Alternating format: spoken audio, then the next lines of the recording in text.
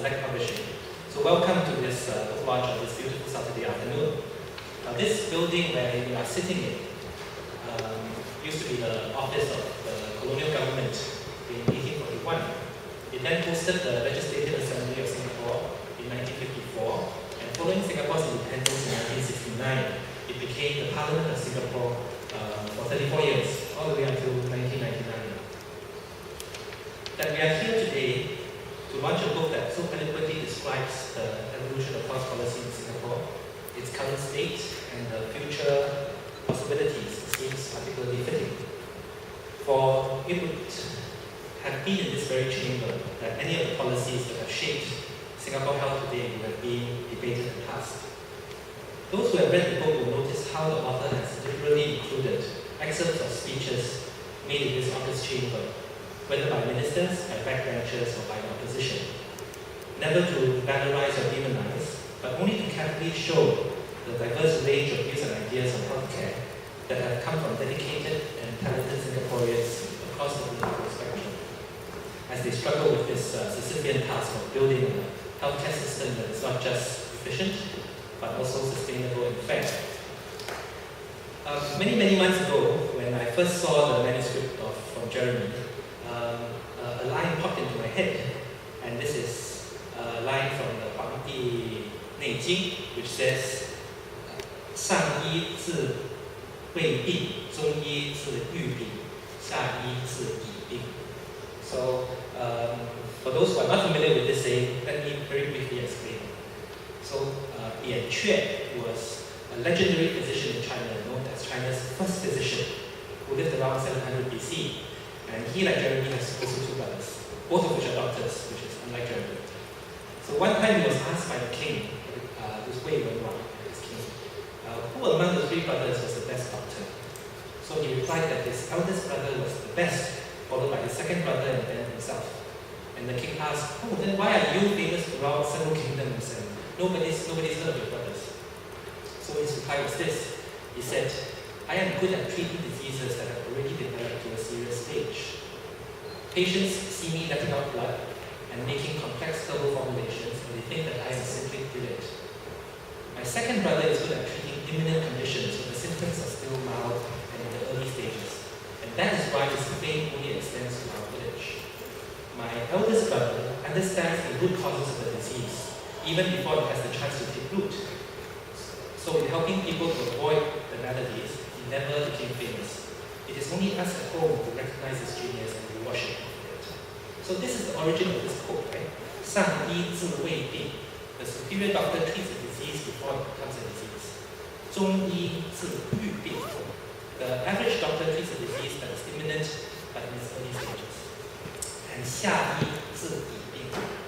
A mediocre doctor treats a disease only after it has manifested itself. You will see in Myth or Magic, Jeremy Lim, the Singapore doctor, attempting to do all three to ensure the health of Singapore health. He shares his views on pressing issues in healthcare that have become the focus of public anxiety today. He casts his analytical eye at incipient problems of which the signs and symptoms are only just shown. And most importantly, he, as a superior doctor, he looks beyond and thinks about elements within the current system, not just of healthcare but also policy making, that will likely have a dire impact on the Singapore of the future. Elements that may be visible to all but the most astute. Legend also has it that the master physician, Yan Quan, acquired his miraculous medical skills while working as what today we would call a hotel attendant. Right? So like many Kung Fu novels, right? He impressed an old man staying in his hotel with his kindness and his diligence, and he was given a magical bag of herbs to imbibe. And this gave him the power to see through the human body. Basically, he became the world's first X-ray machine. And when we look at our other panelists today, Alex, Han Chong, and Tiki, we can almost imagine that they may have taken some variation of the same concoction. Those who are familiar with their works are invariably impressed by the deep insights and perceptivity they possess, whether into diseases of the human body or ailments of society in general. So we are indeed lucky to have them here today. So without further ado, let us proceed with the program. Please join me in welcoming the author of Myth or Magic, Dr. Jeremy Lim.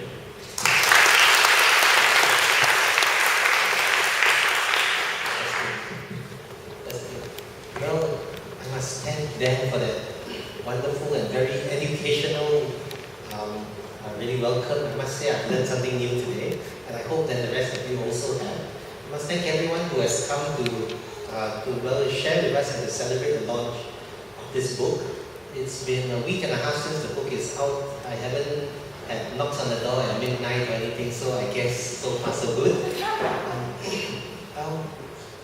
Dan asked me to share why the title and what I hope to achieve by writing this book.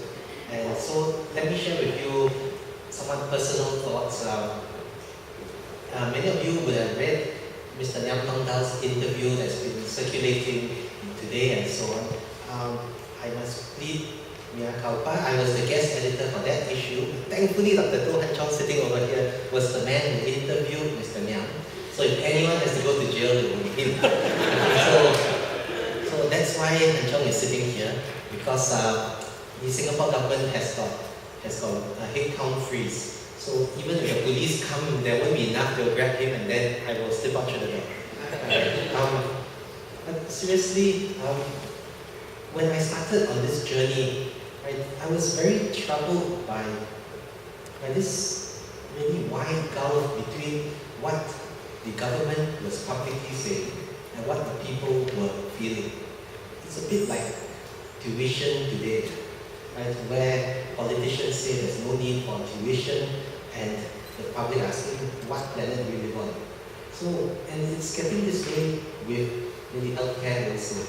And I would argue that healthcare has never been high on the political agenda for a long time, partly because there wasn't this kind of information flow that we see today, partly because Singapore as a population is still relatively young. Today, as what Mr. Ngiam has very eloquently stated, many eminent people, many people in both their seniority and both the absolute numbers are aging and being exposed firsthand to the healthcare system. What's good about it and what's bad about it. So I think there's been a lot of interest, a lot of debate. In fact, on 28th December last year, I was quite taken by the headline in the Straits Times, which really announced that the health minister vows that no Singaporean will be deprived of healthcare. Usually only priests and pastors take vows. I didn't know yet the ministers also had to take vows, but I thought it was quite unusual. And when I spoke to Minister Gan after that, he was really trying to reassure, because he had said that he empathized with the depth of concern, what people were really concerned about. But at the same time, I have felt that not enough people understand how our system works. And having spoken to many MPs, asking them why they're not more vocal about healthcare, after a couple of beers, they become a bit more honest. Okay, and then they say, actually, don't know what to ask, because the system is so complicated, right? And I'm afraid of looking bad, especially in parliament, in houses just like this, where all of your peers will look at you and shake their heads. And I think what the young people call face palm, right? So there's been a really paucity of debate, there's been a paucity of discussion around healthcare, and I think it is troubling, because as someone famously said, healthcare is much too important to leave to the politicians. And so it is my hope that this book really helps to share the history, the evolution of the Singapore healthcare system and why we are what we are today.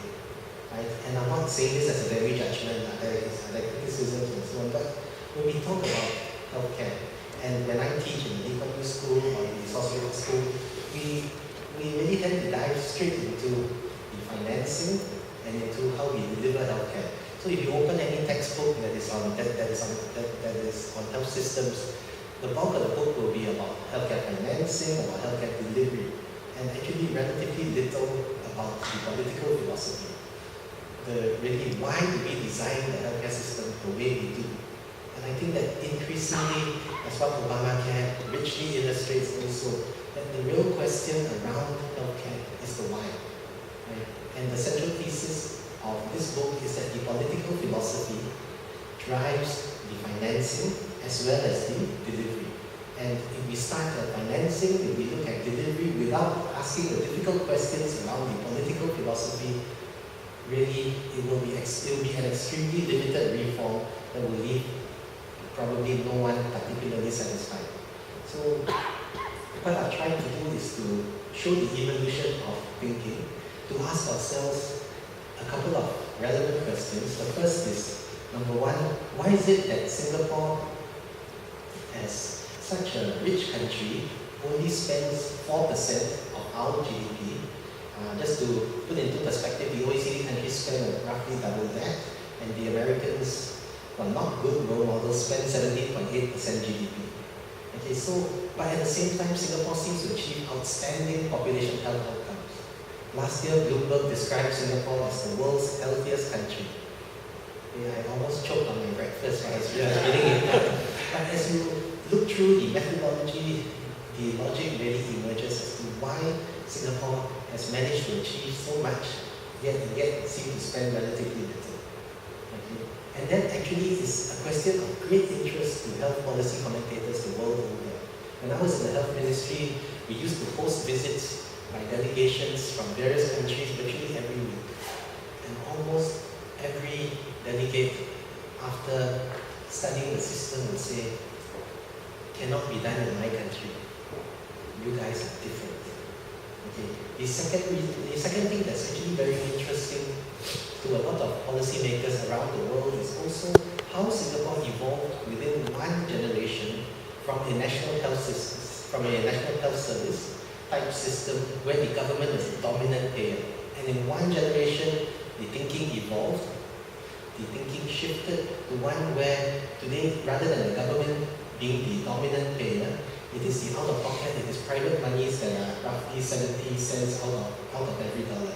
And it is the government that puts out 30 cents. And really, this is a ratio that has inverted within living memory for most of us. It's a very fascinating question as to why and how this was basically really achieved. And I think the views will be very polarizing, and I'm sure that we'll have a very lively debate later. The last thing I want to talk about is the title. And since I'm already in quite a bit of trouble over the SMA news, I would like to blame Dan for the title. Okay, seriously, there's been so much discussion around Singapore's healthcare system. We have been lauded by enough international commentators that Singapore is the model we should follow. At the same time, the Mindshare survey done last year found, to me very worryingly, 72% of Singaporeans agree with this statement that in Singapore, healthcare is unaffordable. How then do you reconcile these international pundits saying that we have the best system in the world versus what a local survey of Singaporeans really highlights that there's so much concern around the affordability? So Dan and I toggled a couple of options, and really the title was chosen because we wanted to really cut through all the mythology and try and ask ourselves how much of the Singapore story is myth, how much is really magic. And I hope that as you read this book, you'll have a keen sensing and come to your own really decision as to how much is myth, how much is magic, and most importantly, I hope that we can all then further contribute to this healthcare debate. If you look at Clinton's previous healthcare reforms, you look at the current healthcare debates, these great reform efforts happen probably once in a generation. And I think Singapore is probably undergoing the most extensive review of the healthcare system ever. Right? And I think the more people that actually participate in this, the more people who offer comments, I think the better it will be for Singapore, the better it will be for all Singaporeans, especially those in the lower income groups. And on this note, can I hand the time to Hanchal? And once again, to everyone, thank you very much for coming.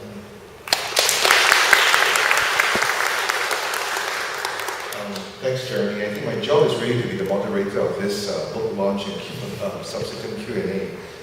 As Jeremy says, my name is Han Chong. By day, I'm a cancer specialist, and by night, I'm editor of the Singapore Medical Association News. So I first started reading this book exactly a week ago, and I was on a train from New York City to Boston, and the train was 2 hours delayed. So I had a lot of time to read this book, and it is a very good book. I'm not just saying it because Jeremy's my friend, and he's invited me to be here. It's well written, the prose is sharp, and he keeps it very well balanced. If you look at the title of this book, Myth or Magic, you think this is another J.K. Rowling Harry Potter book launch. But looking at the age demographic in this room, I don't really think so, although the setting is very beautiful. The other thing I wanted to say really is that healthcare does affect all of us, and Jeremy is absolutely correct. I think we all have a loved one, or even ourselves have gone through the medical system, either here or overseas. And again, just to stress that we do really have a very good healthcare system. I mean, honestly, by whatever measure you want to say, and I look forward to a very robust debate later on. Healthcare professionals will always say we wish Singaporeans would, visit certain regional countries and see what their healthcare system is like. Then you appreciate our country even more. But even just a week ago in New York City, over breakfast at West Village, it was very clear to my colleagues who are cancer specialists training there. And they say, just go to New York City and go to the best cancer center in America, and you can see how good our healthcare system is. So although I'm, sounding a bit conservative here, we do have a ways to go, and Jeremy is a tree-hugging, tree-shaker. I think there's still a lot we can do to continue to improve our healthcare system. And the Japanese like to call this Kaizen, which is really everybody should be involved in the debate and improvement of the healthcare system, not just the esteemed political system and political leadership. I see so many diverse people in the audience, people who are leaders in their field, in international medicine, philanthropy. A colleague of mine there is a world expert on cost-benefit analysis for cancer treatment. Very, eminent members of the establishment. But I think before I hand the mic to Tiki, I just wanted to introduce the rest of the panelists. Professor Tiki Pang is actually a very well-known and well-regarded professor at the Lee Kuan Yew School of Public Policy. He, like me, spent his early years doing some immunology, so we know a little bit about the immune system. But he subsequently became WHO Director of Research, and he's a world leader in understanding health system and health finance. He hails from Indonesia, and as we both know, if we are sitting in Jakarta now discussing the healthcare system for 240 million people and 17,000 islands of Indonesia, this would be a very different prospect. And of course, Alex is a famous member of civil society. He has a very famous blog. He grew up in the corporate world, and later on, I think they'll all share a little bit about themselves. So without further ado, I'll just hand the mic over to Tiki. Thank you very much for the opportunity to be part of this panel. I just want to make 3 statements of conflict of interest here. First, I'm not Singaporean, as Sanchong mentioned, and I've only been here a year. Secondly, I'm not a health system expert, nor do I know much about health economics. So I know very little about the Singapore health systems until reading Jeremy's book. And the third statement is that I worked for the World Health Organization for 13 years, the organization which was vilified by Jeremy in the book. Okay, so that indicates that we probably have very different ideological stances, but hopefully that would make for an interesting debate. And I'd like to pass the mic to Alex. Hi, I'm Alex. This is a fantastic book, and it first came to me not in print form, it came to me on the screen. Have you ever tried to read a 300-page book on the screen? And I'm not talking about tab, I'm talking about screen, actually the whole head, the neck is up there. And I read it all. So that tells you how captivating that book is. Well, not in one sitting. I won't overboast. I had to have a pee break. Anyway, as I was reading it, I said to myself, this is a groundbreaking book. Jeremy here, was feeding us a kind of data, very detailed data, and constructing his arguments from that data. I had never seen anything like this in Singapore before about the healthcare system. So let me congratulate Jeremy for putting in that hard slog of picking up data, checking the data and all that. I know what it feels like. and putting it together. And I think it's going to open up a very important conversation for us as Singaporeans. A bit of caveat here, of course, I'm not even a doctor at all. I actually don't know anything whatsoever about medicine. But I would just like to add one last snippet. My first encounter with the failures of the healthcare system was a little anecdote that my father told me maybe like about 20 years ago. He was still hale and hearty, but my mother was beginning to come down with Parkinson's. And because her mobility was constrained, every time she had to go to the hospital for a checkup, my father would go with her.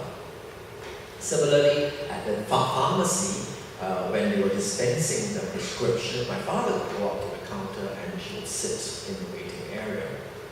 And my father came back one day and told me of what he overheard at the pharmacy. There was another man, probably around my father's age, which probably was why the anecdote moved him, whom my father overheard saying to the pharmacist, "Can you give me half the prescription?" And the pharmacist said, "No, you must take the entire course. You can't have half."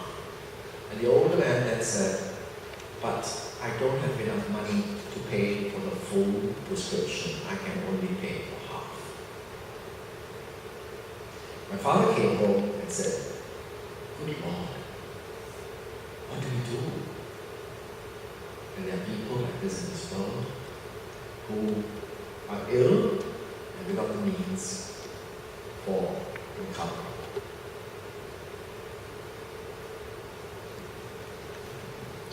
Okay, so on that very compelling note, I think the important part about this afternoon is really more than 1 hour of very candid and very open discussion between members of the public and esteemed members who are here, as well as the panelists. So I think without further ado, I'd like to open up the discussion to anybody who wishes to ask a question, make a comment, or even just have an anecdote to share with everybody. Yes. You can sit down and get more comfortable. Good afternoon. I'm very sorry I missed the introduction.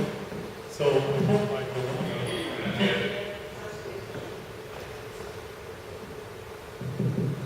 I'm sorry to have missed the introduction, and I'm not sure that what I'm about to ask may not already be covered in the book. So at the risk of boring some people, I have 2 observations to make, and I'll be very interested in the panel's opinions.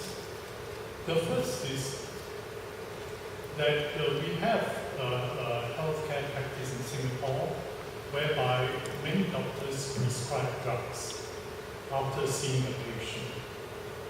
And I find this very puzzling, if not troubling, in the context of a very educated population that is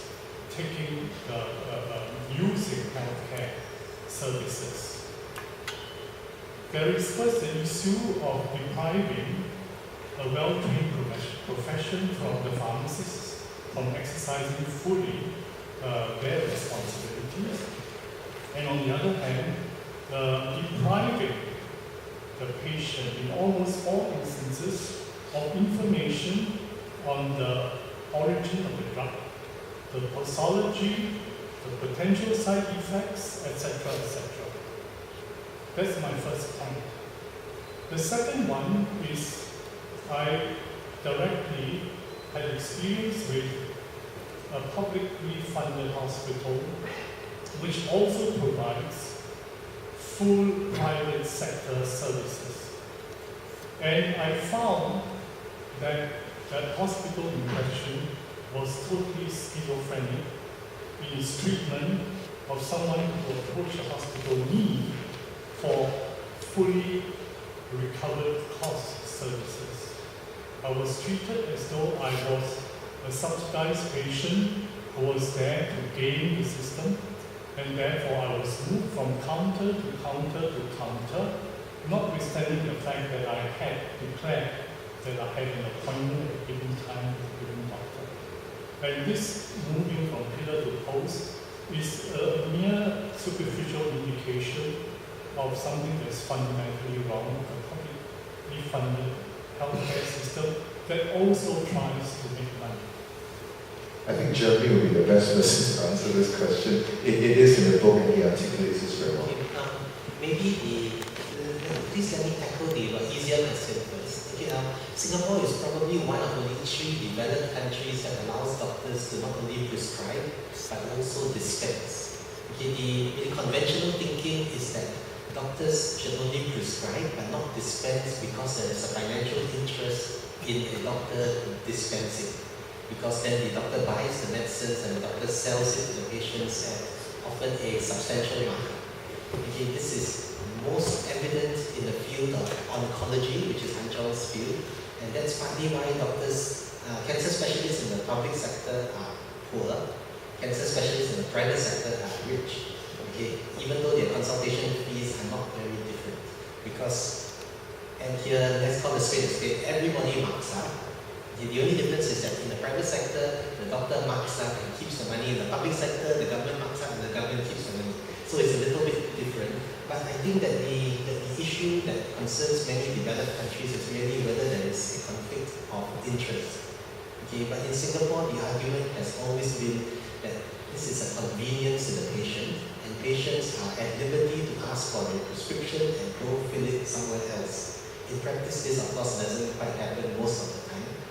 And the practical reality as to why doctors fight fiercely to preserve this is because it's part of the very delicate business model that has been built up over the years. Those of you who go to see your GPs regularly, you know it is completely unrealistic that your GP charges you $5 to $10 for 10-15 minutes of his time. Okay, that's not what happens. What happens is that the doctor's consultation time is cross-subsidized by the medicines that he prescribes for you, it's cross-subsidized by the lab tests, by the x-rays that the doctor orders for you. Does this lead to over-servicing? Possibly. I think there's very little hard data on this, but I know that Singh put out a study about 3 years ago which seemed to suggest that Singapore has the world's highest rates of community antibiotic resistance. And one of the hypotheses was that GPs don't prescribe the cheap, generic, but effective and appropriate drugs because the margins are very low. And they prescribe branded drugs, which tend to be much more expensive, hence much more lucrative. The margins are higher for pharmaceutical companies, the margins are higher for patients. And this leads to antibiotic resistance spreading throughout the community. So it's not. It is a difficult area.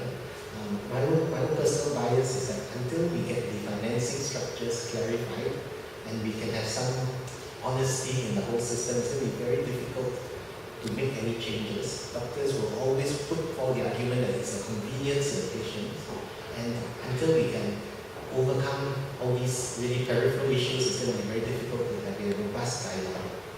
On the second point around the schizophrenic public hospitals, a couple of years ago, I won't say exactly how many years, a very senior doctor in the private sector asked the health minister the same question. It was in one of these dialogues. He got up very angrily, and he was the first guy who asked the question. And he said, "Minister, I was in XYZ hospital," and he was complaining. So he turned to the minister and pointed at him and said, "So is this hospital a public hospital or is it a private hospital?" And the minister in all his wisdom looked and said, "A restructured hospital is a restructured hospital." And that's actually some of the beauty of the Singapore system from a policymaker's point of view, because we create the language. Right? And if you look at and it was in this very hall that the government in the 1980s first started talking about privatizing hospitals. But it was so politically unpopular that the government changed the language and said, "We're not privatizing hospitals, we're corporatizing hospitals." And of course, because no one else in the world uses this term corporatized hospitals, which we finally evolved to restructured hospitals, it's very difficult to criticize or to compare because there's actually no basis to compare. And that has actually served the really political function very effectively for many years because you can't ask what you don't know about. And over the years, as more and more people start to ask sharp questions and as more and more people from the inside start to speak publicly, people like Mr. Nyam and so on, I think there's been a lot more light shed into the system. I agree with you that it's very difficult for the public hospitals, or rather let me more precisely call them the restructured hospitals, because they have a dual mission. Right? They have to treat subsidized patients, but at the same time, out of every dollar that, for example, SingHealth earns in revenue, 55 to 60 cents comes from patient fees. Right? So, because the government funding to the restructured hospitals is incomplete, the hospitals need to recover costs. Right? And I would put it to you that every CEO, whether in the public sector or in the private sector, would like to show a profit. In the public sector, cannot call profit, we call surplus. Okay, but it's out of this surplus that bonuses are paid, infrastructure is refreshed and so on. So it's not actually unexpected that public hospitals can be as, in a sense, corporate-minded as the private hospitals. Is there a way out? I frankly am not that sanguine about it, right? Because I think that there's been so much pushback against this term, universal health coverage. And if you wonder why you're being treated like a crook, I guess that the mental model is really that at least back then, and I think that Mr. Lee Kuan Yew has been quoted many, many times on his somewhat dim, pessimistic view of human nature. And so I think a lot of the systems that we have are really designed somewhat negatively to make sure people don't cheat, people don't abuse the legal system and so on. And I guess this really reinforces the point that it's the underlying political philosophy of the mental model. How do we see the world that determines how we design systems?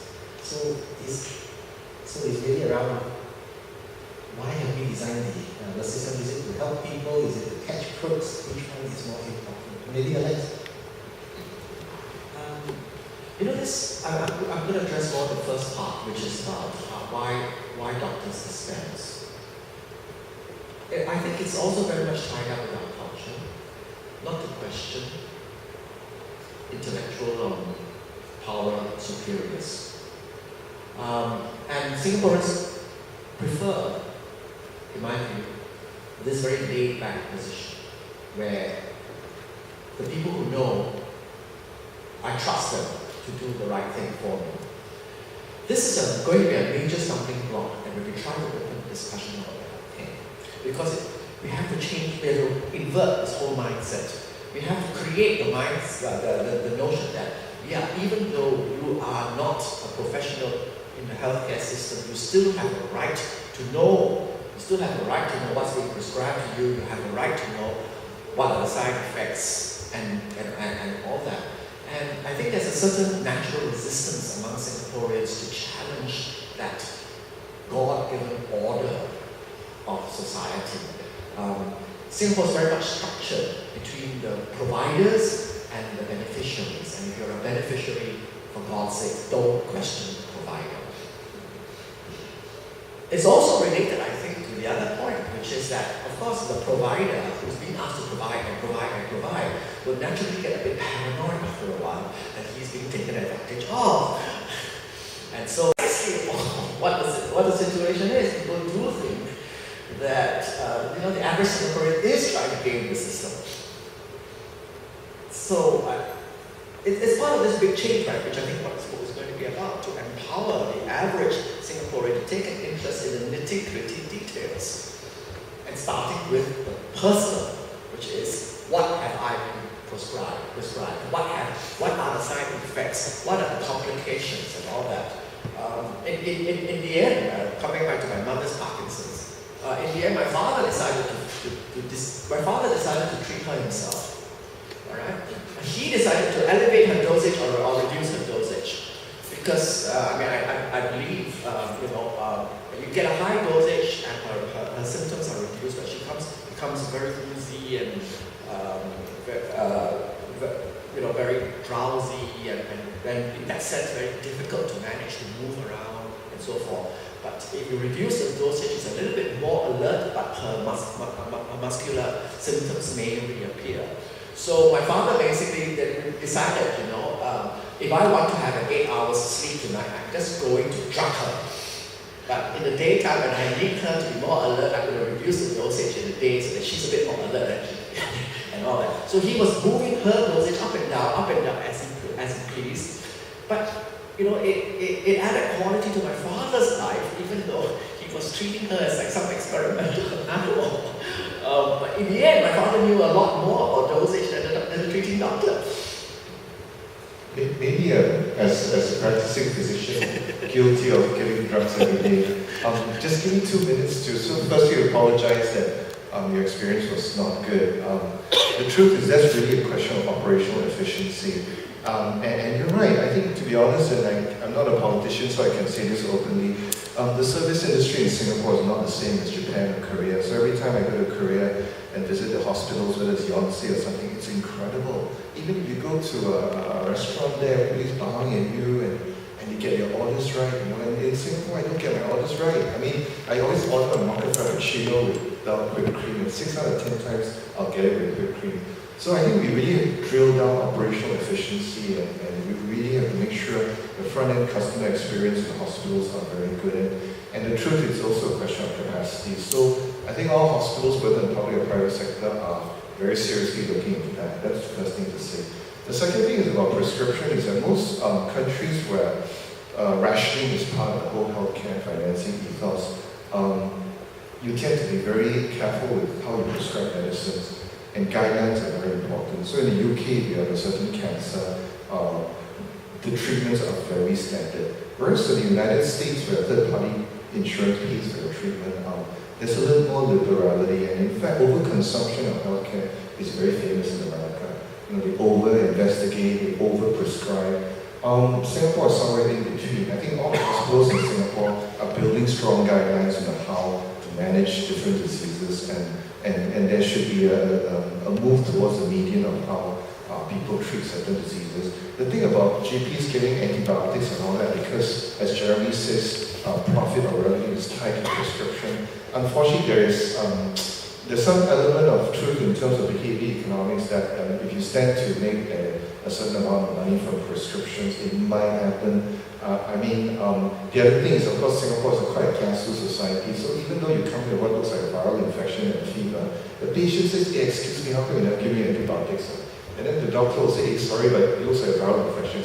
Hey, what if I'm the 1% who actually has bacterial infection? Then okay, we'll just give you some antibiotics. So it's actually quite a complicated situation. But operational efficiency is something that not just Singapore has to deal with, but if you open up the British newspapers in the last couple of months or years, you see all kinds of horror stories about how patients are neglected or mistreated or abused because the National Health Service is under so much pressure. So some of these things are not just local issues, they're international issues. Yes, anybody else? Yes. As someone who's come from a country whose entire government is shut down based on the debate of nationalized healthcare, I'm curious to what degree, as you wrote this book, it informed your perspective on how other governments, I was intrigued by the mention of Indonesia and how other governments could potentially address these issues. And the issue that keeps coming to mind as I think about this, I was not having the book yet, is the scalability and to what degree, as you research the Singaporean system, you thought about the scalability of it? Thanks. That's a great question. Just this morning, I was watching a video of really Americans being asked whether they prefer Obamacare or they prefer the Affordable Care Act, which are actually one and the same, right? And it was amazing. People were so resistant to Obamacare because it's just plain wrong. Everything about it is wrong. But the Affordable Care Act, on the other hand, yeah, that's the way that we should be going. So, and I think that the unique situation in the US is that is that the polarizing of the voices is so extreme that it's very difficult to have a meaningful conversation. And unfortunately, I'm not persuaded that the American system is simple enough that Americans actually want to know the nitty-gritty and be informed about it.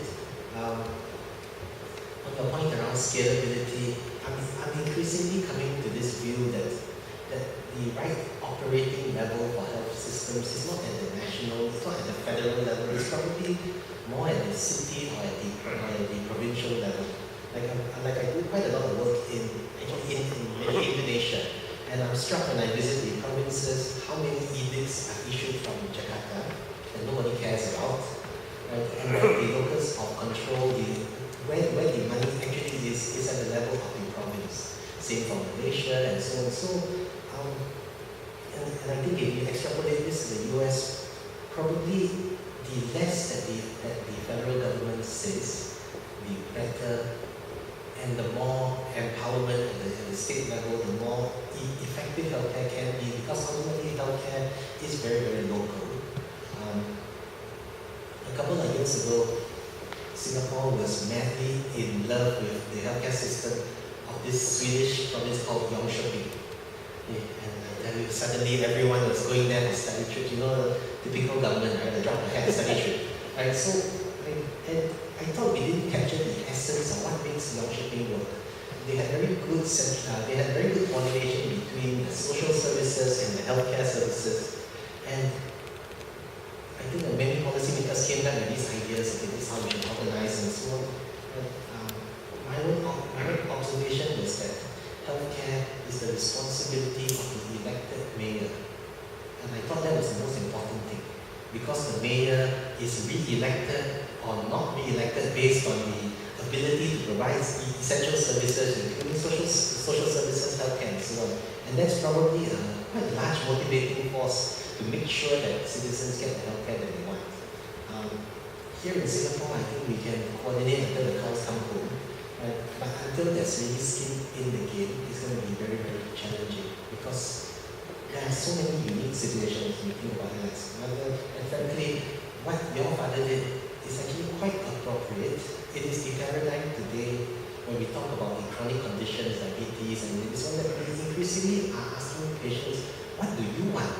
There's a technically correct answer on how to optimally treat, but that technical answer needs to be balanced against what the patients, what the family's aspirations are in terms of quality of life and so on. And we no longer talk about doctors and patients, we really talk about partners. And that, in a sense, is necessary because the disease patterns have changed. In the old days, we had pneumonia, we had all these acute illnesses, and I used to practice radio surgery. People used to ask me, what do you like most about surgery? I said, it's the instant gratification, and your patients get well no matter how much they hate you. So that was wonderful. However, with modern diseases, and there's this thing we talk about, the 8,759 hour rule. Okay, and basically, what this illustrates is really that 8,760 hours in a year, probably if you see a doctor 4 times a year, that's 1 hour. The remaining 8,759 hours, you're on your own. Right? You, the patient, fends for yourself in the context of the family, in the context of the community. And if the community, the family hasn't built up that knowledge, all these empowering structures, then chronic care is not going to be very good.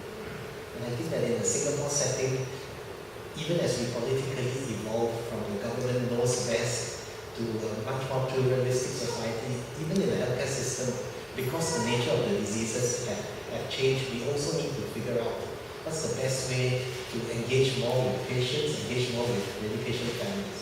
Because there are technically correct answers, especially in the field of say cancer care. But there's only one correct answer for any given patient, and that answer is unique to each patient. Yes, please. Sorry. Just one point from TG, Professor TG. Yeah, I just like to comment on your question, which is around scalability, and as Jeremy mentioned, as you referred to, experience of other countries. I'm coming at this from someone who worked for the World Health Organization, so this is not a Singapore view, but more of a global view. The part of the book that struck me into sort of actually reacting was Jeremy spent 10 pages on what lessons does the Singapore experience offer the world. And Bill Hazeltine said Singapore has much to teach the rest of us. My reaction to that is, what about the other way around? What lessons does the world offer to Singapore? Because I think the last part of Jeremy's book was sort of asking, how should Singapore change?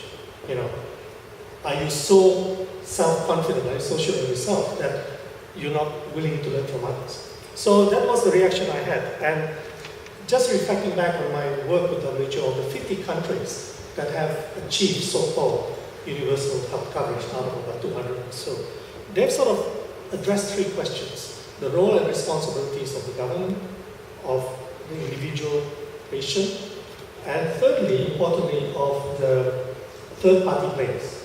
Okay, so this, I think Jeremy's made sort of 4 recommendations, if I'm not mistaken: medical reform, tweaking co-payments, transforming the care delivery model, and also more attractive incentives for providers. Let me be a bit brave here and maybe suggest 2 more recommendations based on sort of a global view. The first one that struck me is that I think maybe to be more inclusive, transparent, and accountable, particularly with social participation. I think that's already been hinted to earlier in decision-making and policy formulation. Can Singapore learn from Brazil, for example? The Brazilians have a wonderful system of national conferences and councils, not just at the national level, provincial level, and the level of municipalities. These councils are permanent bodies enshrined in legislation and in the constitution.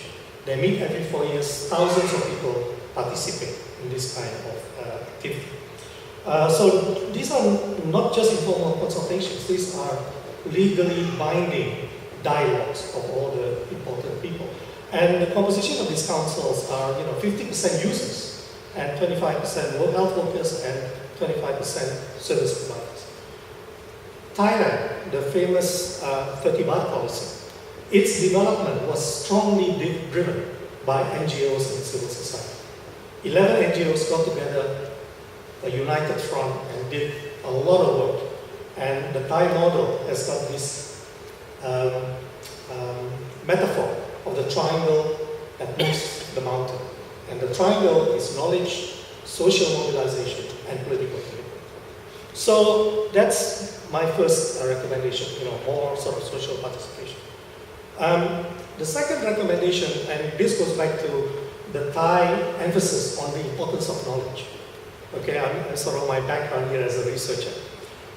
I would like to see Singapore be more knowledge-driven and evidence-informed, specifically to build strong institutions that can provide sound, transparent, objective, and independent advice on intervention and strategies. Jeremy referred to in his book and in a recent article on the model of NICE, National Institute of Clinical Excellence in the UK, whose recommendations are binding. But you don't need to look so far. Thailand has HITEC, okay, which is the Health Intervention Technology Assessment Program. And not only do they look at existing interventions, they actually do primary research and observational studies. I happen to know one example of their work. About 3 years ago, the Thai health system was under a lot of pressure to introduce the HPV vaccine for women to prevent carcinoma of cervix. So the government said, okay, HITEC, you tell us. So they did an independent study, and they basically said that current methodologies of pap smears and another one, naked eye examination after acetic acid, were much more cost effective. And based on that, the government was able to make a transparent decision and say, no, we are not going to burden the health system with what was quite an expensive vaccine. Mexico, another wonderful example, they had a social health insurance scheme called Seguro Popular. The rollout of that scheme was done as a randomized controlled trial.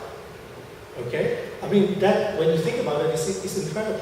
So they were able to assess that the social health insurance scheme was actually working. Importantly, they were able to find the problems, okay, and then tweak it to adjust the policy. So it's not just research to policy, but policy back to research. So, you know, I think there are examples from Thailand, from Mexico, from Brazil that maybe could be useful for Singapore.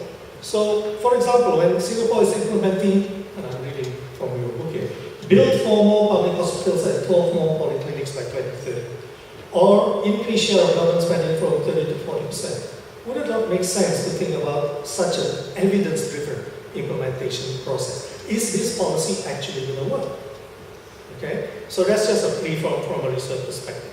I think the time is clearly right for Singapore to be investing in this kind of institutions. And it will take only a very small percentage of the billions you have poured into A-STAR. You know, Biopolis, Genome Institute of Singapore, Fusionopolis, you know, all the rest of it. The key question, however, is will the government see the need and value for more investments into this kind of research implementation to improve delivery? You know, if the mindset is, I'm quoting from the book, we decide what is right, never mind what the people think. Okay? I think if it can get over that mindset, I think it should see the value of this. And just finally, since I have the floor, I think really what struck me about Jeremy's book is that the dilemma facing Singapore is really this. It's balancing between participation and democracy on one hand, and action, the need to actually do something on the other. It's balancing between social justice and equity on the one hand, and economics on the other. So I just, for the fun of it, coming up with some alternative titles for Jeremy's book, and it goes something like, instead of myth or magic, fairness or free market, equity or economics, compassion or commercial, humanity or hubris. Thank you. Sorry for taking up so much. Thanks, Tiki. So this great points from a former director of research at the WHO, a really global perspective. And I certainly don't mind doing a study trip to Brazil, Mexico, or Thailand. But I think for those of you who are going to participate and ask questions, if you're okay with it, if you just tell us a little bit about yourself, introduce yourself, that would be great. It contextualizes who you are. Yes, madam, would you like to ask a question? Okay, I'm Shafali. I used to be a healthcare journalist for the Straits Times, and I now work in healthcare communications. So it's an interesting position to be in. To what extent does the media shape, local and international, shape myth or magic, perception of myth or magic? That's my first question. And the second is, in the last year, you've written prolifically in the mainstream media, which is something that we haven't seen. You know, I mean, I moved to Singapore in 2004. I would say that I haven't seen that kind of policy analysis or commentary in a long time, and it's wonderful to see. So what has been the response, and what do you think will come next? Well, I certainly hope Windy Road will not come next. I think part of the reason why I basically left to set up my own practice was to have this independence. I mean, having been in both public and in private healthcare for many, many years, I appreciate how difficult it is as an employee to comment without fear, without favor. So the joy of being self-employed is that I have a great boss. Very, very understanding, supports me in whatever I do. So it's been very refreshing to be able to write without any concerns about how this will impact on the organization. Will really my boss be told, if you cannot get this guy, you won't have a job, and so on. So I basically felt, and it was actually fantastic timing that as I was planning to write this book, to take time off to write this book, it was also the time that Singapore is currently in the throes of really healthcare reform. So this started actually to keep the discipline of writing the book. I had a discussion with the newspaper today and said, why don't we start okay, let's just start with 3 or 4 articles and see whether they are popular, are they really well received. I mean, my own motivation was completely selfish. Since I do most of my writing at home, trust me, in the home setting, there are a lot of better things to do than write. So, but the pressures of the deadline actually force you to do a lot of reading and a lot of writing. So the first couple were well received, and so I started writing a little bit more. And really today said, "Can you write something every week?" Right? Then at some point in time, today told me that I think we are gotten into trouble. So maybe you better lie low for a little while. So I said, sure, whatever floats your boat. But by that time, I think 3 or 4 months had already transpired. And since nothing obvious had happened to me, I think a lot of other people started to comment a lot more freely. And so perhaps we have reached this really mini tipping point that other people wanted to really speak. I think some of it may have been, if this guy can get away with it, maybe so can I. I think some of the other thinking was, why should this guy do all of the writing? I've got equally valid things to say. But whatever the really motivations, I think there's a lot more really healthy voices that are really emerging.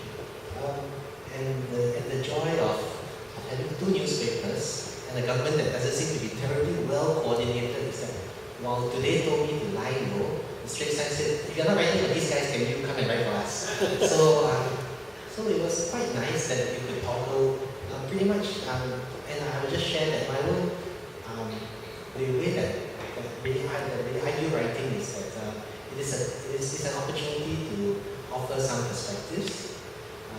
If I want to speak to the policymakers, I usually like to write for the Straits Times because I think our policymakers sometimes not very savvy with the internet, or already when it's online already have certain biases. But because the Straits Times has a very formidable paywall, if I write something that I think is more relevant to the wider audience, to the public, then it goes into video. Right? And of course, the joy of keeping your own blog is that it can be as fiery or as unpopular as you want to be. Like a recent post, I praised the health promotion board to high heavens. Nobody will publish that because it's just plain government propaganda. But that's what I honestly feel that our HPB does very, very good. And so really between the blog, the various papers, and so I think there's a lot of opportunity to actually comment. And speaking to the editors of the Straits Times and really also today, I think they also get this sensing that the public is very, very concerned about healthcare and the directions that healthcare are taking. These concerns, like I think just a week and a half ago, there was this letter in the forum about the Singapore General Hospital, the renal medicine department. This guy was in a polyclinic and was treated in a polyclinic for a long time, and then was told that he needed to see a specialist. And then he got an appointment for December 2014. And so this guy writes in the forum and says, what the heck is happening? How can we wait 1 year and 3 months? Then the SGH comes out with this officious letter to say that our volumes have gone up and we try to see whoever we can. Please call us to make a separate arrangement, right? Which I thought was a terrible answer, to be brutally honest. It didn't shed any light. And secondly, it really sends the signal that if you want a special arrangement, send nasty letters in the Straits Times, and then FJ will call you to say, if you stop making noise, we will see you next week. So, but I think overall this is healthy. Having more people, because in really healthcare there's no real right and wrong. And what I teach to my health policy students is to think of this triangle with cost, quality, and access. And the ideal healthcare system is really one that is very high quality, low cost, with universal access. That is the mecca. Everyone wants it. But we policy people think of it as this triangle, and in fact we call it the iron triangle because of the geometry of triangles. And as 2 corners move closer together, the last necessarily moves further apart. And what this really illustrates is that there are difficult trade-offs. And in any healthcare system, the way it is designed represents which of these trade-offs policymakers are prepared to make. And because these are trade-offs, there's no real right or wrong. And that's where what's done in countries like Brazil, Mexico, and so on really represents an effort to be more inclusive about how these trade-offs are made, what's important to the people. In Singapore, we have a different model called our Singapore conversation. Don't laugh. Okay, so the government uses different channels to basically communicate, and I agree it's not as transparent as in many other countries. I admire high-tech a lot. I've been following high-tech since the day it was set up, and the founder of high-tech, he's a good friend of mine. But when I looked around the world, I said, what's more likely to be received by the policymakers? A model from the UK, or a model from Thailand, or even worse, Malaysia? So I decided, okay, we better, all the positive cases, better take from the developed countries that actually Singapore likes to look at. And the good work that's being done really around the region, save it for a different forum. And on your first question about how I think this book is going to be received, frankly, I have no idea.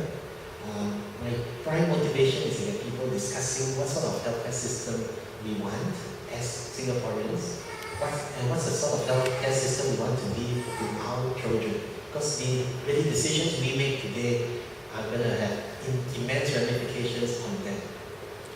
I think yes. Just a few thoughts.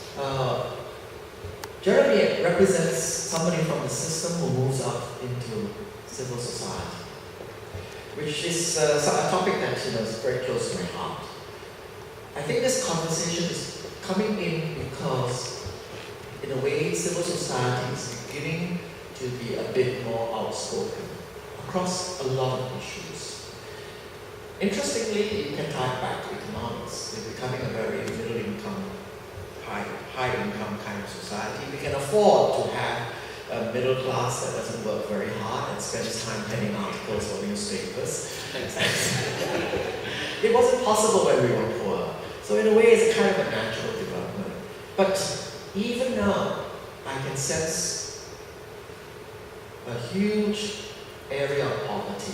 As much as we might like to pat our back about the gradual re-emergence of civil society, Tiki mentions NGOs as very important intermediaries of pushing a social agenda. Can you really name NGOs in Singapore doing the same thing? I don't think you can name them. So we obviously have a whole big set of missing players in the system. And how can this conversation really chug along when a few wheels are missing? And when I think about NGOs, I actually can name you one NGO you might not have heard of, which is beginning to dabble in this whole issue of healthcare. Which then begs another question. And that NGO is the NGO that I volunteer with. It's a migrant workers NGO. We deal with a lot of migrant workers, and a lot of them are injured and needing help from the healthcare system. This then opens another problem, because a lot of Jeremy's book, talks about universal healthcare and all. And the definition of universal is Singaporeans or Singapore citizens. But there are 1 million people on this island who are low-wage foreign workers. And our entire conversation about universal healthcare seems to omit them altogether.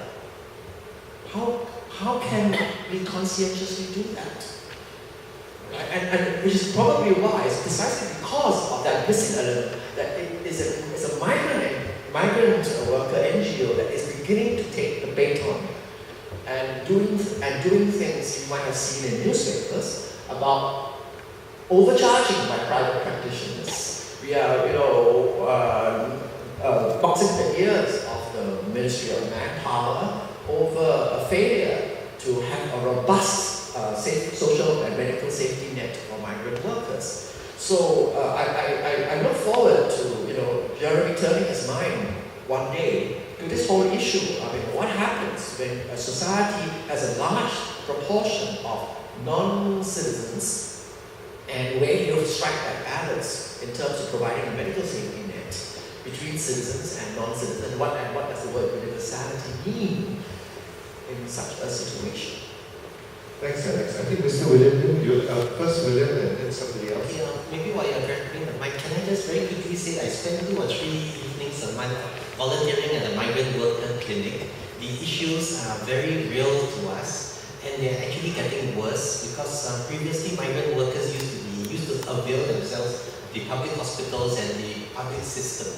Recently, the clinic where I volunteered has started seeing a lot of patients coming in for wound dressings because just the daily wound dressings that after they've had a finger blown off or really whatever, they need to have daily dressings and they're sent to the polyclinics.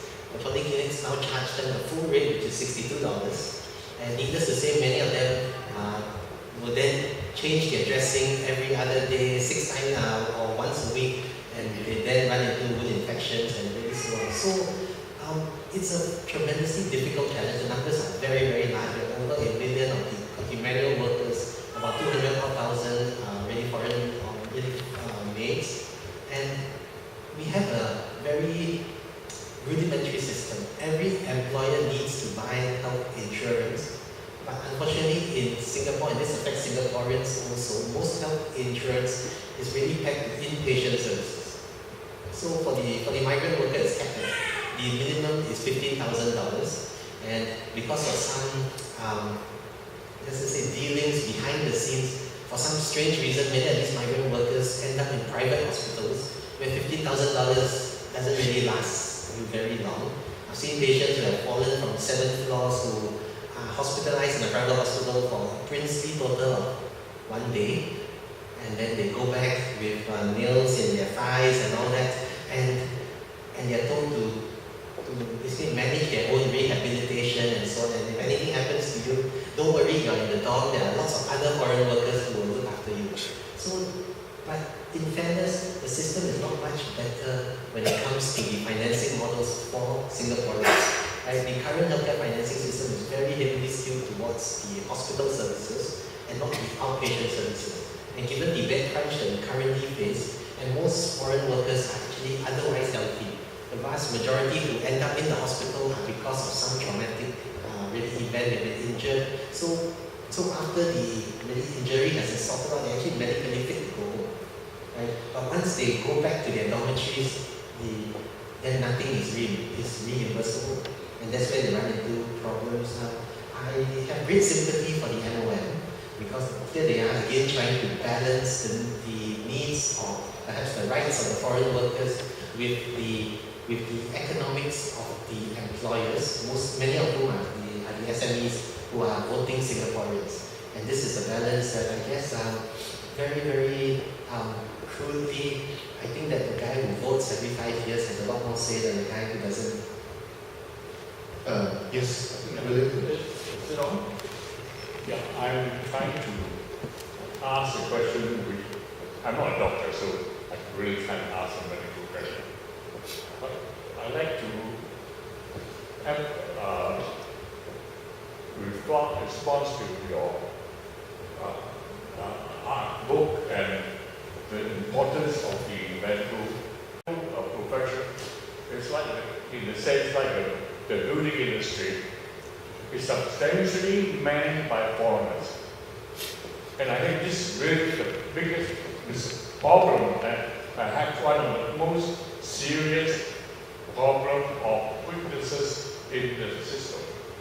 Because you cannot actually depend on the key core industry with substantial dependence on foreign workers. Now, even if the government is to step up the changing of the system to have more local people, it will take time. Now, I'd like to suggest for the panel comment and consideration.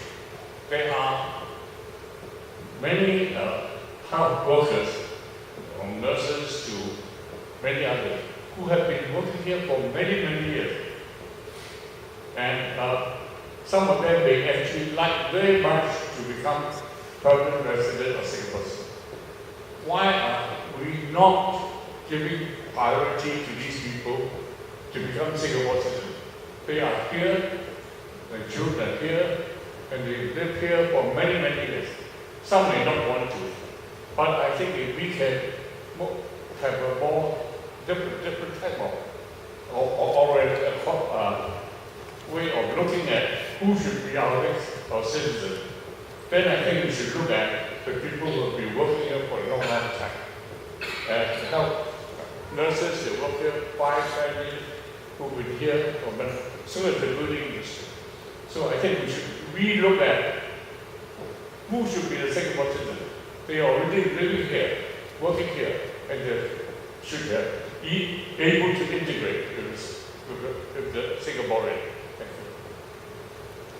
I will just very quickly comment before I ask Han Chong, because he's the guy who's still in the public sector. Honestly, I'm not sure what the official policy is, but my own ideological leanings are that if you ask me to choose between the really multi-millionaire who has no relationship with really Singapore but just thinks this is a nice place and that Sentosa Cove is great to open up to the sea every day, versus the nurse from the Philippines or from Myanmar who's been here 5-10 years and has nicely integrated, I would vote for the nurse any day. But again, I'm not sure what the official policy is. I am aware that with the nursing board and with the medical council, there are a number of training schemes where it's very difficult for the foreign doctor or the foreign nurse after the stipulated period to remain here in Singapore. And I think strategically and also tactically, this is the wrong thing to do, given that we are desperately short, and these are guys who have fitted into the system. I think we should actually welcome all of them with open arms. I am deeply concerned, just as you are, that when it comes to crisis, what will happen? And we were very, very fortunate in SARS more than 10 years ago that our foreign nurses and our foreign healthcare workforce did not pack their bags and leave. In fact, many of them really demonstrated how worthy they are to be Singaporeans together with us. But have the policies changed to make it easier, to be more favorable? I really don't know, but I'm sure Han Chong, as a senior member of the establishment, will be in a much better position to comment. So that's a very good point. It's certainly very humane if people from another country come to our country and be part of a very important service industry like healthcare. As Jeremy says, during SARS we saw that manifest itself very openly, and nurses are fantastic. So I think, yeah, we do need talent and we do need people at every level. And honestly, Mr. Liang Tongda himself did say that there are some jobs Singaporeans don't want to do. I mean, nursing is a very tough job, honestly. I mean, for that level of qualification, you could do several other much more glamorous activities or jobs. And I agree with William on that. I mean, I also don't know what the immigration policy is. But I think, like Hong Kong, Singapore has a small island mentality. And in fact, the Hong Kong Medical Council now is grappling with this huge controversy about whether to accredit Chinese doctors from China. Because, you know, Hong Kong is fiercely proud of its medical system. The Hong Kong U and Chinese U are top-notch medical schools. And that's where there's a huge problem in Hong Kong. You know, I'm deflecting the answer, of course. But basically, they have a huge problem now because there's a lot of political pressure to recognize the Chinese medical degrees from China. And I'm not sure what the outcome is going to be in Hong Kong. But in a similar sort of way, we also face the issue of a small country restraint. But yeah, we're under capacity. The truth is that the doctor to patient norms or the nurses to doctor norms, the nurses to patient norms we still have some ways to go, and I think we have to recognize people who have stayed in this country for a long period of time. I don't know if there's anybody from MOM here, but no, you're right. I think we have to treat people fairly. That's the only answer I can give. Yes, I saw a hand sticking up behind. Oh, sorry, Tiki wants to say a quick word before Madam. Yeah, just quickly to this issue of foreigners in the health service. On a global level, this is a major issue. And Singapore, as Jeremy said, it probably belongs to this group of countries, high-income, rich countries, which are doing the wrong thing. And for example, you know, it's well-known statistic that 37% of doctors in South Africa are actually working in OECD countries. 38% of nurses from Zimbabwe are working outside in rich countries. So in a way, Singapore, you know, like the UK, like the US, are attracting Filipinos, for example, Myanmar nurses. So I think this is a real issue to the extent that WHO, but 4 or 5 years ago, actually developed an international code of practice for the international migration of health workers. Because what's happening is that you're depleting the low-income countries of already short manpower, nurses and doctors. It just reminds me of an anecdote when we were discussing this in a panel involving several countries. And the observation was made that Thailand never had a problem with nurses migrating to other countries. So we asked Dr. Suit, who was Vice Minister of Health at the time, what was your strategy for preventing this brain drain? Answer was very simple. We don't teach them English. Yes, ma'am. Yes, I'm a retired publisher, bookseller by trade. But today I have a comment to make. And I make this comment as a woman, as a mother, as a grandmother. Our subtitle today is the Singapore healthcare system. I would like to put it to you that what we are actually talking about is the Singapore sick care system. I think our medical system is more concerned about looking after the sick rather than looking after the healthy. And I think something really ought to be done at a very, very basic level in delivering what we call health care or sick care. And I think to start with, since I'm not a medical person, I think basic to health care is good nutrition, healthy nutrition. But I gather that in the whole medical education system, 6-year system, the student doctor probably gets something like an equivalent of just 20 days of instruction about nutrition.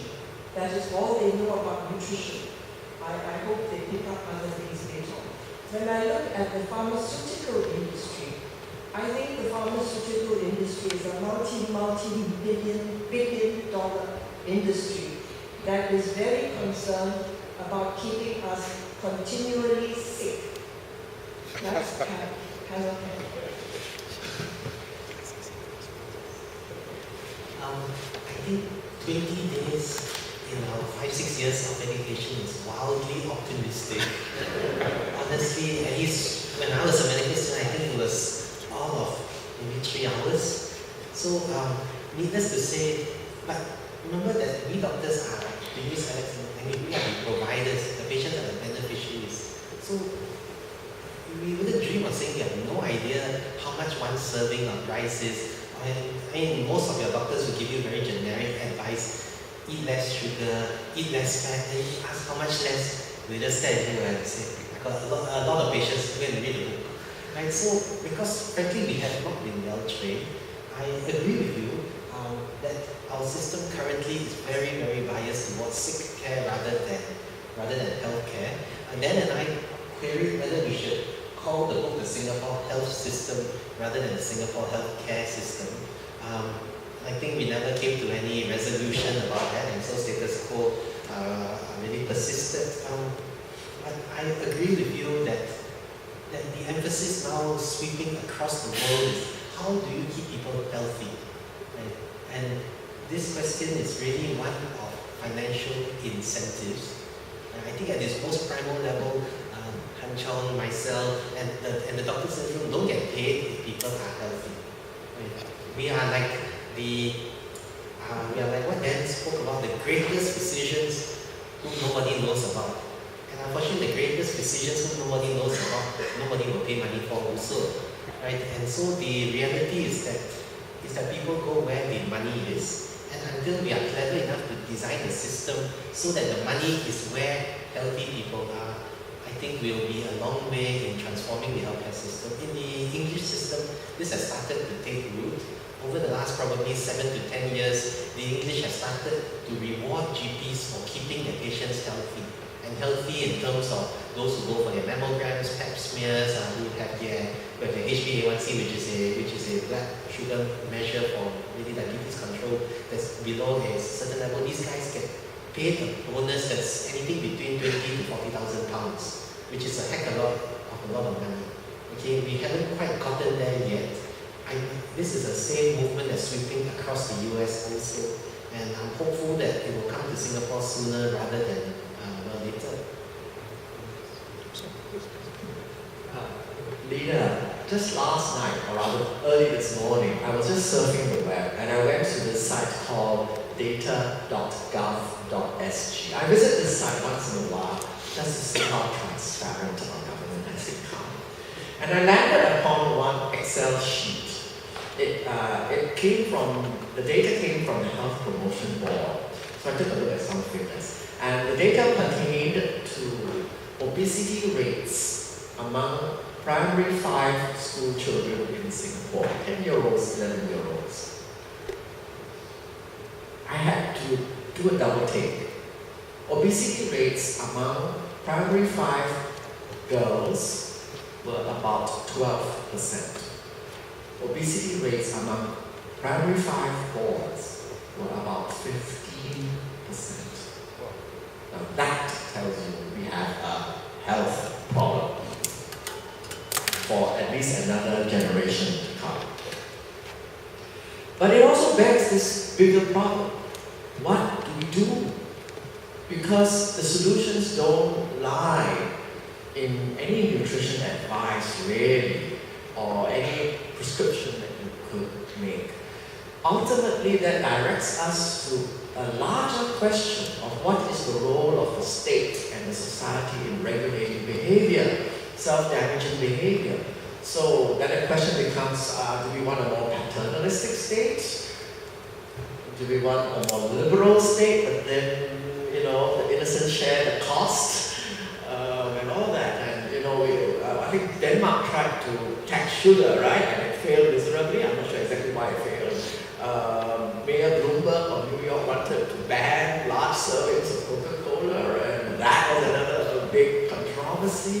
So yeah, I think the debate that Jeremy has unwittingly launched is going to be a lot wider than this, because as you rightly say, we should be talking about health and not about sickness, not about just dealing with sickness. And when you start talking about health, you now end up talking about social structures and overall safety nets and behavior, social behavior, and so forth. And then, of course, you have to talk about what is the role of the government, and a big debate obviously breaks out, and so on and so forth. And yes, we'll be talking about politics. Jackie, you want to say something? Just a very quick comment, but in my book I describe a short anecdote about Japan, where companies are fined if X% of their workers are basically way more than a certain limit. And what the companies then do to their employees is that every morning they start the day of exercise, and if you weigh more than, and if you haven't lost enough weight, the company then fines the employee. So around the world there's an entire spectrum of various policy options to encourage people to be healthy. Yeah, I think, thank you for raising that issue, and I think you identified a key problem of moving from, something which is curative to something which is more sort of preventive in a way, altering lifestyles, etc. You identified, I think, lack of knowledge of nutrition, the habit of pharmaceutical companies to actually start inventing disease so they can continue selling drugs even for conditions which never existed before. But since we were talking about triangles before, I think the 3 corners of the triangle that probably relevant to your question is that firstly, clearly, for better health, you need good medicines, you need good diagnostics, you need good technologies. For good health, you need good policies, the way we talked about before. But to me, actually the most important thing, and Alex has alluded to this, is altering human behavior. Because that's, to me, the crux of the matter. How do you, persuade people or tell people, wash your hands after you go to the toilet? We did a funny survey in WHO where we put a camera in 10 WHO toilets amongst WHO staff. Only 40% actually wash their hands. This is the World Health Organization. So I think, to me, the crux of the matter is altering human behavior. And that in a way relates to what I said before about knowledge, and the role of knowledge is not just for new drugs or new policies, but for empowering people towards more healthy behaviors. Firstly, I think it will be appealing to Dan to give us a bit more time, because I think we're really warming up here. But since Tiki and everybody's talking about human behavior, just give me 2 minutes. There are 2 books I read on the way back from the United States. One is Jeremy's excellent book, and the other is a book called Predictably Irrational by Dan Ariely, which is fascinating because they did an experiment where they give Lindt chocolate truffles and costed at 15 cents, and they costed Hershey's Kisses chocolate at 1 cent. And most people buy the Lindt chocolate truffles at 15 cents rather than 1 cent. So in that sense, you can tell why subsidized healthcare, the public sector, suffers from a perception issue. If you're buying the cheaper chocolate, things is lousier, right? But I'm assuming that Hershey's and Lindt are about the same. But then when they broke the price of the chocolates by 1 cent, so now the Lindt truffle chocolate is 14 cents and the Hershey's Kisses is 0 cents. Everybody is taking the Hershey's chocolate. So firstly, that's why co-payments are important. But secondly, more importantly, it also motivates human behavior. If you cost something at 0 cents, most people go for it. So that begs the question of if governments can fund screening for cancer or health screening, then I think the take-up rate will be fantastic. And I think that's certainly something we should be thinking about, because Obamacare is about that. Obamacare is about costing screening for cancer, heart disease, and 0 cents. And now the cancer take-up rate for screening is very low in Singapore, like mammogram for women is 20% or less. And so I think that's an interesting debate, and you're right.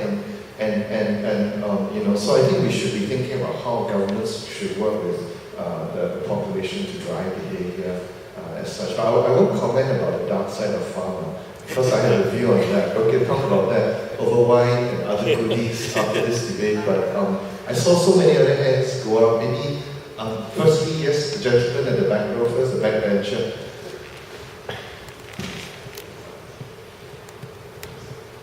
Hi, my name is Siddharth. I'm a consultant with IMSL. So I have 2 naive questions first. But first, comment to the publisher that actually she's underestimating the pharmaceutical companies, because they are coming up with medicinal products now to compensate for the preventive care that is coming out in the future. My first question is regarding capacity.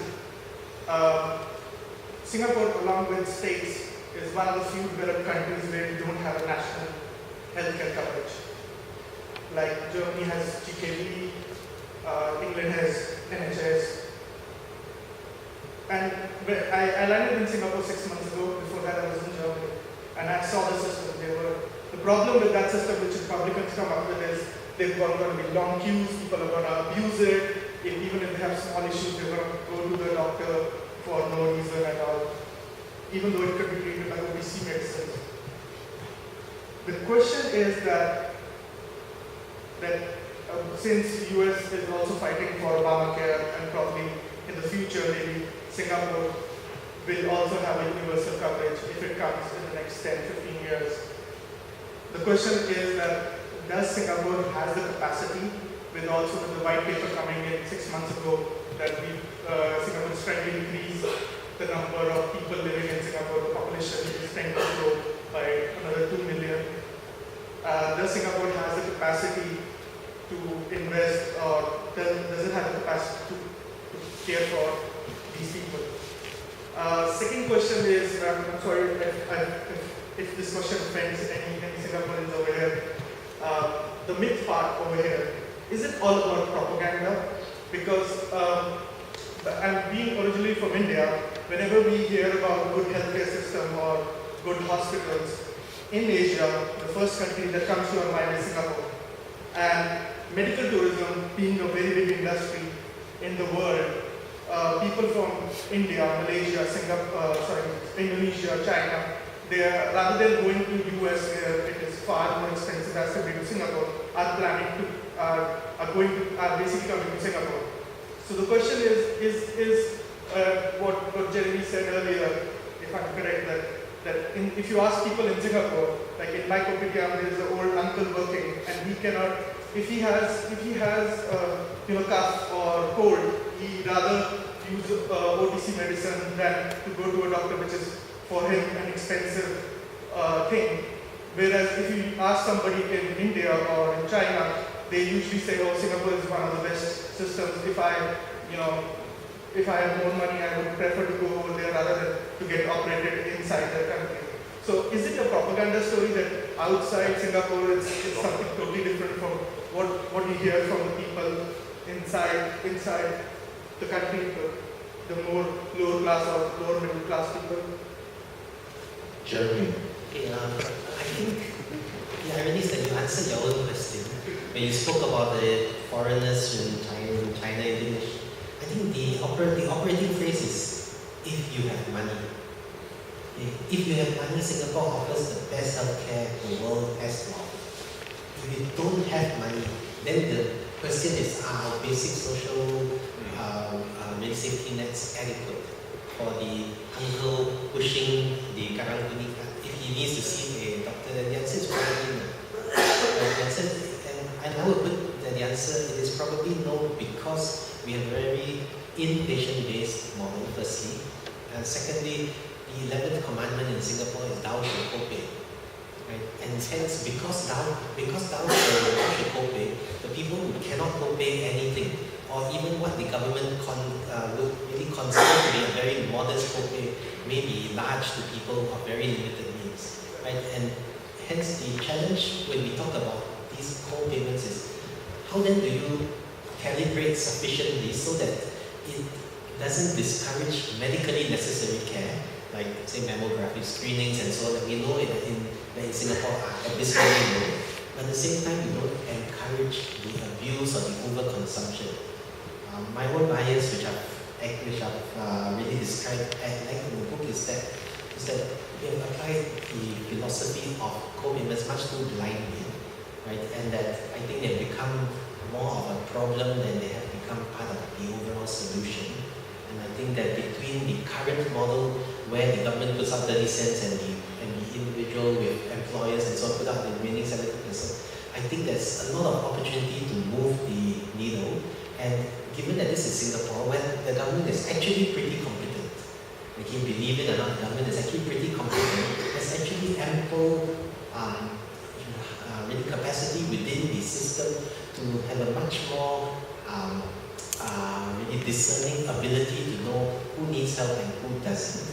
And I think one of the mental model barriers that we face is what Mr. Niam alluded to in the interview with Dr. To around empathy, where Mr. Niam pretty much said that these civil servants have no empathy. Right? So, all in, if I can sum up, I would say that we have a fantastic healthcare system. The term that I use in the book is the least imperfect system in the world. Okay. What I think we can do a lot better in is in harnessing the least imperfect system in the world with a lot more love, a lot more compassion, and perhaps a lot less suspicion that the average Singaporean is out to cheat the government.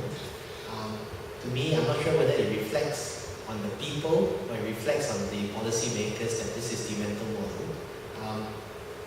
But I do think that if you compare Singapore against many other countries, especially in this part of the world, we are light years ahead in a lot of aspects.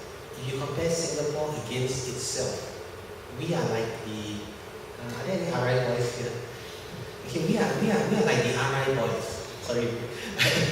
Right? In that, if you look at the value adding, right, it is somewhat limited. Right? Singapore's potential is so much greater. Right? And here I am struck by what Ms. Aung San Suu Kyi said when she visited, and to the horrors of probably all the Singapore ministers who were in the room, said that I looked at Singapore and Myanmar can do better than that. We want to be more than Singapore. My God, when I read it, I wanted to cry. I mean, right? But it's very profound. And really what she was talking about is the humanity that's in the system. And we have a brilliantly designed system. Are we applying this brilliance with equal measures of humanity, equal measures of humility, trusting that Singaporeans, by and large, do want to do the right thing? And I think that it is in this calibration that we can do a lot better. Just a quick one about the poor not getting the same care. If an uncle in Kopitiam has colon cancer, for example, I don't think we would have treated him any less than somebody who's ultra high net worth, you know, the family from Tata in India with the same disease. And in fact, I think for cost-benefit analysis, the government has actually subsidized chemotherapy for colon cancer because they've seen that the cost-benefit analysis is huge. It's the number one cancer in this country, and they have actually made it very accessible. I mean, I'm just good. I just like a good debate because I'm an ACS boy. But on the other hand, if you have advanced liver cancer, and the cost of treating advanced liver cancer for 1 month is $7,000 to $8,000, and that's mentioned in Jeremy's book, and it buys you 3 months of extra survival. Yes, the answer is that it's not subsidized by the government, and a rich person will have more likely to have access to that extra 3 months of survival than an uncle in a coffee shop. Having said that, in the National Health Service, NICE completely doesn't fund that drug because they looked at the data for this treatment for liver cancer and said, oh, this really sucks, man, forget it, we're not funding this. In the United States, the health insurance companies are willing to pay for that drug because the libertarian individual ethos of America, like every man has the right to bear arms and every man has the right to treatment, is very different from the European system like Germany and England. So I just thought I'd add my 2 cents worth there. But yes, a lot more hands came up, so Dan, are we okay for a few more minutes? Yes? Hi, my name is Stienberg, and I'm an epidemiologist by training. I'm actually following in Jeremy's footsteps, or sort of like good thing. I think one of the things that's come up in all of the questions today, and maybe it's alluding to as well, is how medicine is really about people, coming down to the personal. I really enjoyed some of the stories that Alex shared, for example, and in combining that with operational efficiency, right? I've had the good fortune, because my husband's in society, to live in so many different countries around the world. What I've noticed is, because of culture, people treat each other differently, right? So you go to a particular hospital in China, for example, they give you your own ID bag, and you sit in the waiting room, and you hold it there until they're ready to see you. If you have to go to the bathroom, too bad for you, if you didn't come with a family member. Right? That's the culture there. It's expected. So then when it comes to hiring foreign talent, and I am obviously one as well, if you're hiring foreign healthcare talent, they're coming with a particular culture that can be influenced by the institution and the organization, but they're also being influenced by, and I would say driven by, their own cultural, societal influence. So how does that affect the Singapore healthcare system when we are so heavily reliant on foreign healthcare talent? Coming from the US, we also rely on foreign healthcare talent, but from a different culture. So with healthcare systems around the world, how does this change things? I don't think I can comment for the rest of the world, but a couple of years ago, Darren and I did some studies into doctors who had come into Singapore, and really they struggled. There was so much unhappiness, and you're absolutely right at this point around culture. I spent quite a lot of time in India, and this particular very prestigious government hospital that I go to in Chandigarh, which I think you know. Okay, there are 2 lifts. Okay, there are 2 lifts in one of the hospital blocks, and one lift will have a big sign that says for doctors only, and there'll be one jaga there who will make sure that only the doctors show up. The other lift, which is for patients, has like 200 people queuing to use the lift. So, and especially when I speak to really doctors and to colleagues who come from India, they say Singapore is horrendously painful in terms of the prestige and the position that's accorded to doctors. I think credit to the Singapore government. We had a scheme in the early days where we recruited Chinese nationals to come to Singapore to undergo nursing training here in Singapore. I think this was probably almost 20 years ago, and the 3 years spent in nursing school actually helps them to acclimatize from a cultural point of view very, very comfortably. That said, I think it is hit and miss. I think that for every foreign doctor that you bring in, or foreign nurse you bring in, probably there'll be at least one who has difficulty coping. And that's why the earlier point that was made, I do think that the ones who have lasted, the ones who have integrated well, we must do our best to retain them. Even if they don't come from the so-called traditional schools, their paper qualifications may not be up to what we think are really appropriate, but they have been tested and found to be deserving in the University of Life, which is working here in Singapore. And they have colleagues like them, they have patients like them. By all means, I say, help them to stay. Okay, but I think we only have room for one more question. One more question. Anybody has a last question or comment to make? I thought I saw a couple of hands. I'm sure there's somebody who would mind. People are wanting to have some Oh, people are wanting to have some alcohol. Okay. Well, once again, I think without further ado, I thought this was a really good opportunity, and thank you so much for participating. The author is here for book signing, so make sure you get your book signed and don't sell it on eBay straight away. Anyway, I think I'm supposed to tell you from the publishing people, Dan and his friends, that use that exit door. The food is on